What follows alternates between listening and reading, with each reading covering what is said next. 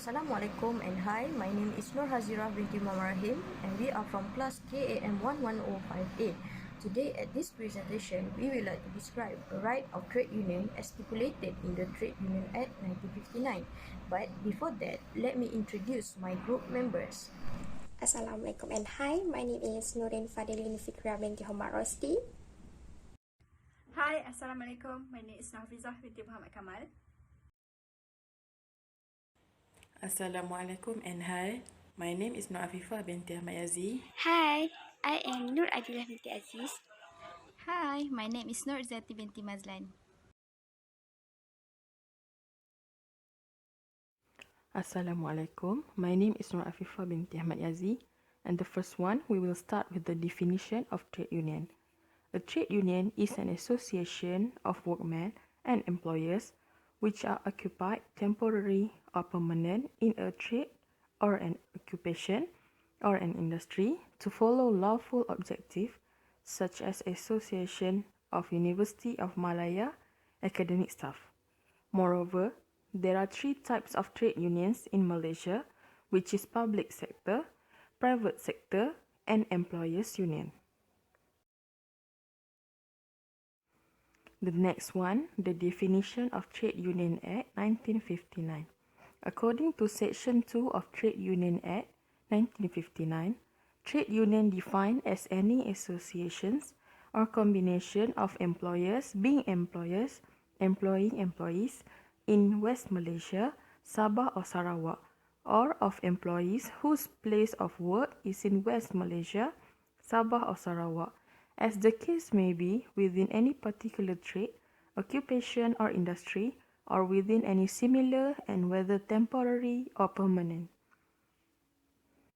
which having one or more of the following objective: the regulation of relations between employers and employers, or between workmen and workmen, or the representation of either employers or workmen in trade disputes, or the conducting of or dealing with trade dispute and matters related thereto, or the promotion or organization or financing of strikes or lockouts in any trade or industry, or the provision of pay or other benefits for its members during a strike or a lockout.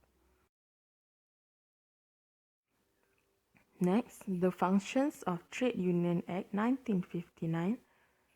Trade Union Act 1959 functions in order to control activities of trade unions so that they can develop in an orderly and peaceful manner. The Act lays down stringent statutory and procedural provisions for the formation and operations of trade union in Malaysia. A trade union must comply with all the laws, especially the provisions of the Trade Union Act 1959. It should deter any members from carrying out illegal activities such as strike. There is also provisions related to the rights and liabilities of trade unions in the Trade Union Act 1959. Assalamualaikum. My name is Nurhafizah binti Muhammad Kamal. I proceed the presentation with the right of a trade union as stipulated in the Trade Union Act 1959. Firstly, the right is a legal, social, or ethical obligation to perform or not under certain conditions. It also can be exercised by unregistered trade union. The rights have been categorized into several parts, such as legal action, financial support, representation in court proceeding, and industrial action. I will explain on Section 25, Clause 1 under legal action. Section 25, Clause 1 of Trade Union Act has allows a trade union to take legal action, and the union can be charged as well under its registered name. A trade union can take legal action against the employer when the employees has reported it to them and asked them to represent the employees to settle the dispute. The trade union might use this right to protect their members. Also, a trade unions can be charged if there is a report of the misconduct in exercising their right.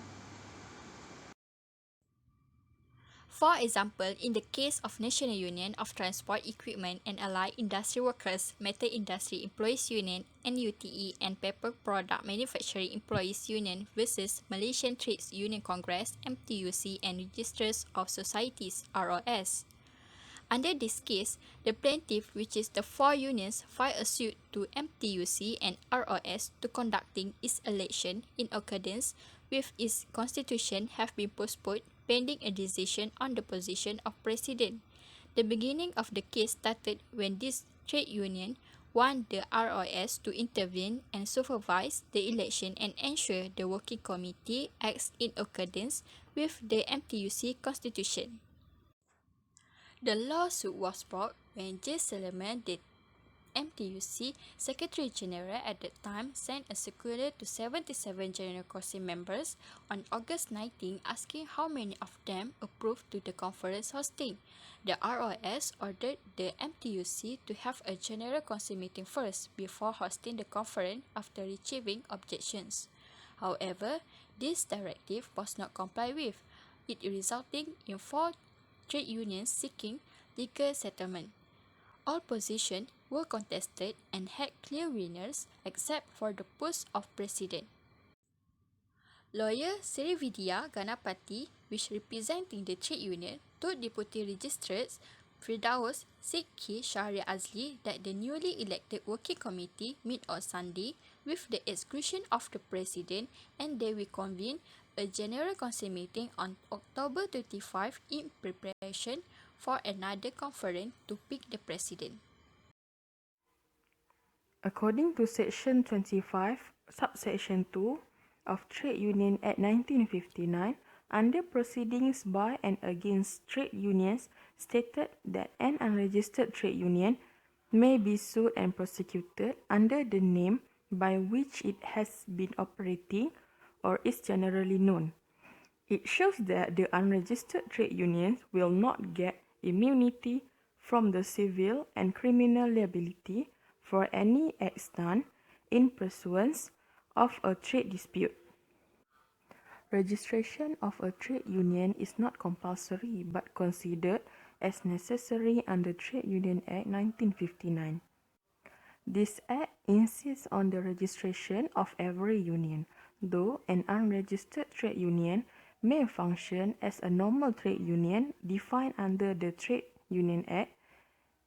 An unregistered trade union neither has the power to raise an industrial dispute nor the power to represent an employee or be part of any proceedings under the Trade Union Act 1959.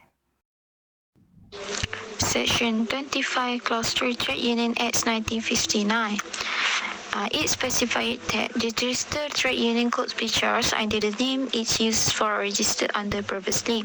That means if a trade union registered is revoked, it may be sued if the employee refuses to recognize it. So a recognized trade union is a legal entity with a perpetual successions and a common sales, as well as the right to control and process both movable and immovable property. Same as the Section 25 Clause 2 of the Trade Union Act, the Trade Union Act may be charges or sued if a certain concern or a problem developed. They register a trade union are not entitled to the same protections against liability as a registered trade union. For example, in dispute between the Airline Employees Union and Malaysia Airlines, the union was found to be the crucial member to participate in legal struggle in the transportation business. Reforms towards overtime is considered an illegal struggle. The Director General of Trade Union deregistered the union after it participates in illegal strike. Hi, my name is Nur Hazira. For the next part is I will explain the section that have under the financial part. Okay, at the first we had section 25 subsection 4 of the Trade Union Act 1959. Okay, according to the information contained in section 25 subsection 4 is the execution of any money obtained from a trade union in civil proceeding may be withdrawn against any property belonging to or held as a trust for a trade union other than the welfare of a registered trade union. In other words, trade union funding is strongly supported by its members, and this can be evident and seen through the fees paid by members once they enter this union club, and membership fees also must be paid monthly once they become a union members. In addition, trade union can also source income from donation or investment benefit. For example, if through investment the available fund can be used to be invested in any securities or in any loan to any company in accordance with any law relating to the trustee. But the deposit of his fund must be kept in Bank Simpanan Nasional or any bank incorporated in Malaysia or any finance company which is a subsidiary of such bank or with the prior written approval of the minister and subject to such condition as it may impose or invest. Therefore, if the fund or money available have a large amount, it will give a lot of benefit to the union as well as the union members. For example, if a union member have financial problem, then an allowance will be given to the member or his dependent if it involves the death, old age, illness or disease, accidents or unemployment of the members. And then the next section is the section 25 subsection 5. In this section, any fine ordered to be paid by a trade union may be recovered through inconvenience and the sale of any movable property owned or held in trust for the trade union in accordance with any written law relating to the criminal procedure. In other words, by pursuing section 25 subsection 5 subject to the Trade Union Act, it provides that any fine which have been imposed and incurred by a trade union shall be recoverable from the sale of its movable property, from any money held under the fine which he believed followed the relevant criminal procedure. That all property with any movable or immovable trade union shall vest in the trustee. It is for use and for the benefit of the trade union including with its members. And if the property money available is given or held by any party, this will have a negative impact on the union, where there is a high potential for misappropriation of money and funds. Therefore, to ensure security and give high confidence to the union members that the money given will be safe and there will be no issue of money laundering, then the trade union has paid a representative to be the trustee and will also be under control trustee. It is because a trustee is a person or one of the board member who has the power or authority of administration of the property in the trust along with the legal obligation. In conclusion, if any member of trade union is convicted of an offence and fined, they can claim their right by means of the sale of his movable property from any money held under a fund he trusts in accordance with the relevant criminal procedure.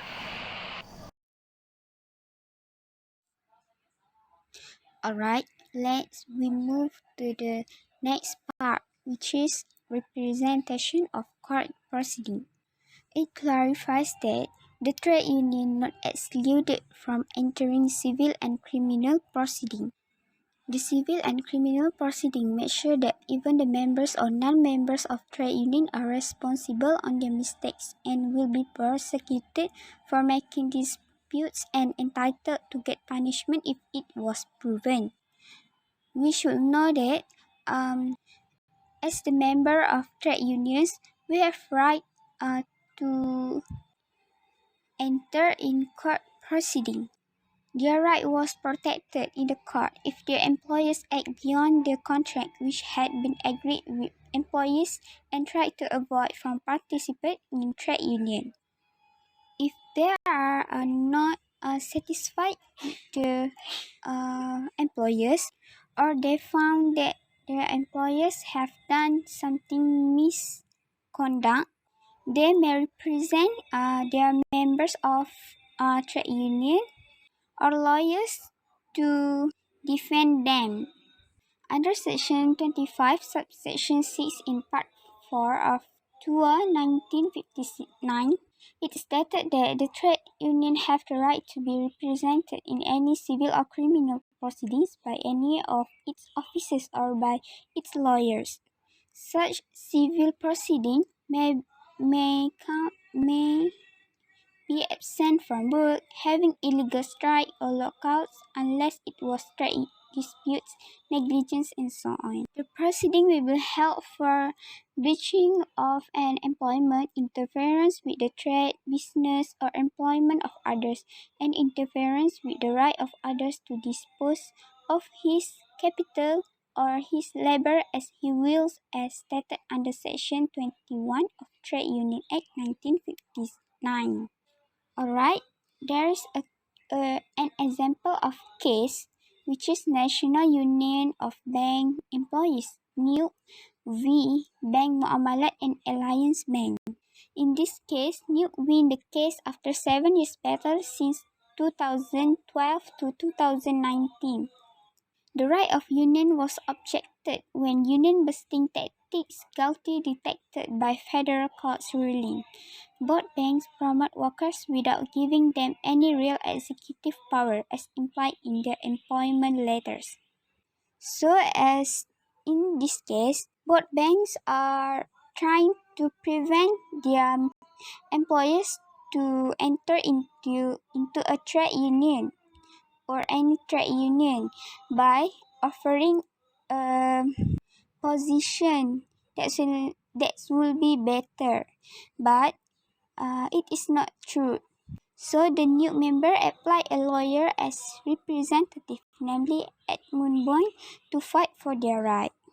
So preventing someone from entering trade union is unlawful. So the members may voice out their rights in the court. Assalamualaikum. So, for the next right of the trade union as stipulated in Trade Union Act 1959 is under Section 25A. This section is regarding of industrial action taken by employees of a company as a protest, especially striking or working to the rule. This section was divided into 6 subsections. In simple words, Section 25A states that no trade union of workmen shall call for a strike, and no member thereof shall go on strike, and no trade union of employers shall declare a lockout before the expiry of 7 days after submitting to the Director General. Other than that, all trade unions must register themselves with the Director General of Trade Unions before taking part in a strike. If the strike is considered illegal, every member will be liable to a fine of 2,000 ringgit Malaysia or jail time not exceed 1 year of both, as per the Trade Union Act. This means that the trade union have a power to launching or stop a legal strike and lockout. However, in this provision also state that penalties are enforceable if a trade union does not comply with the requirement or the regulation.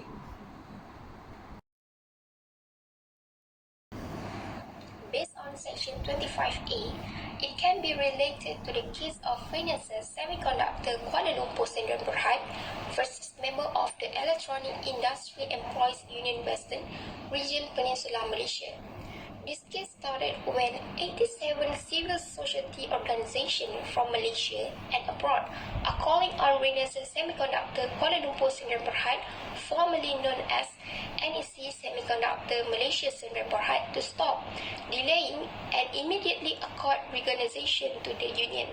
It has been then 3 years since the Electronic Industry Employees Union Western Region Peninsula Malaysia first applied in January 2010 for the recognition by Renesas. Renesas must stop its delaying tactics so that the workers at Renesas can at last begin to enjoy the benefit of collective bargaining agreement. The High Court dismissed Renesas' application on 28 June 2012. There was no court order stopping the DGIR after proceeding with the secret ballot, but the DGIR did not do anything. After mass protests, by the union, the DGIR finally started the process by writing to Renaissance to submit Form B as required by law on 14 December 2012. Renaissance did not comply, and a second letter was sent by the DGIR on 14 January 2013. Renaissance again did not comply, and now it is believed that a third letter has been sent by the DGIR.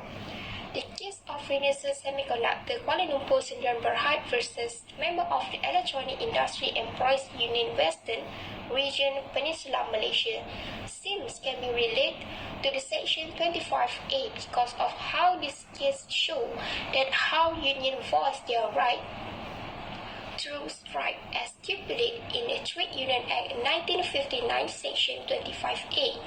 And to conclude, basically, a right means a legal, social, or ethical entitlement to perform or not or in certain circumstances.